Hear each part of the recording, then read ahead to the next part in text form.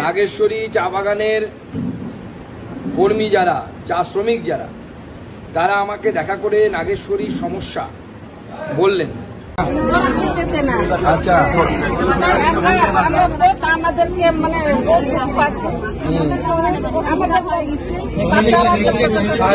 सादरी बोलून ना।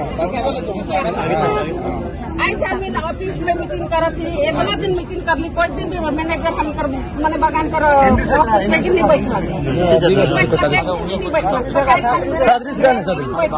कोई क्या डिसीजन देव थी। तो हम इतना दिन गेट मीटिंग कर थी, 6 तारीख से मीटिंग कर थी, तो नहीं बैठा थी। इसका कारण है तो कौन डिसीजन देवे तो हम खाली बैग तुम्हें हम खाली मीटिंग कर थी, वो तो कौन फायदा नहीं होता हमारे।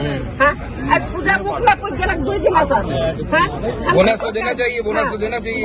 छोटे छोटे छोड़ा में नहीं हम करके पूजा में हम करके पैसा का कौड़ी का दरकार नहीं पड़ हमके। तो आज जो हम इनके कितना देवो बोनस 12% देवो 12% का ताव काल के रात्रि वाला অনেক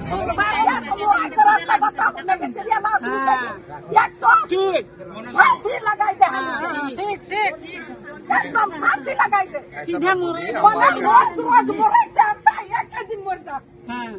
लगा से याद एक दिन बात कर सबके साथ में मिशन बात ना सबके मिलकर अब तो दिन भर सामने ही था। एक सत्र एक बात ना लगे, हर साल बोनस पुगे 4 साल रानी बात होएला, हर साल बोनस पुगे ये बात 4 साल में बात करते हैं, ठीक है। हम इनका कितना दोगे हम इन जानीला विधायक साहब आपके नाम तपाईँ लोग बात गर्नुहोस् न।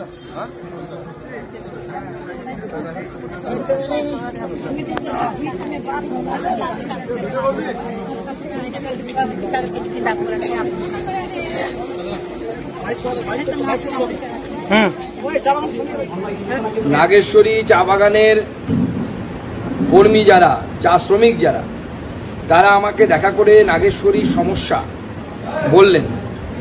যেখানে মুখ্যমন্ত্রী সরকার নিজে ঘোষণা করেছে যে 20% বোনাস দেওয়া হবে, সেখানে বারবার মিটিং করার পরেও, ম্যানেজমেন্টের সাথে মিটিং করার পরেও ম্যানেজমেন্ট গতকাল রাতে নাকি বার্তা পাঠিয়েছে মাত্র 12%, 12% মাত্র বোনাস নাকি দেওয়া হবে। অথচ সরকার ঘোষণা করেছে 20% বোনাস দিতে হবে। মুখ্যমন্ত্রীর খুব কাছের লোক, যিনি মালিক, কি বক্সি নামটা আমার এই মুহূর্তে মনে নেই, সেই ব্যক্তি অত্যন্ত কাছের মানুষ মুখ্যমন্ত্রী। আমাদের প্রশ্ন, মুখ্যমন্ত্রীর কাছের মানুষ বলে কি তিনি এই ধরনের স্পেশাল প্রিভিলেজ পাচ্ছেন যে সরকার ঘোষণা হওয়ার পর, সরকার ঘোষণা করে দেওয়ার পর যে চা শ্রমিকদের 20% বোনাস দিতে হবে, তারপরে উনি সাহস পান কি করে, ওনার ম্যানেজমেন্ট সাহস পায় কি করে 12% বোনাস দেওয়ার? শুধু তাই নয়, আমি শ্রমিকদের কাছ থেকে শুনে অবাক হয়ে গেলাম যে পিএফ এর টাকা জমা পড়েনি বছরের পর বছর এই চা বাগান থেকে। এটা শ্রমিকদের অধিকার। টোটাল 5,35,00,000 টাকা শ্রমিকদের পিএফ এর টাকা।